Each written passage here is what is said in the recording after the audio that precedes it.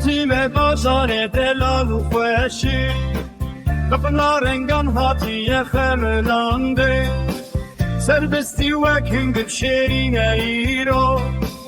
Lêlan gelê min şahî govende Li ser çemê Zaxoyê li deşta Hekaran Bajarê mêrxasan warê dilêran Ji Mûsil û Hewlêrê heta Kerkûkê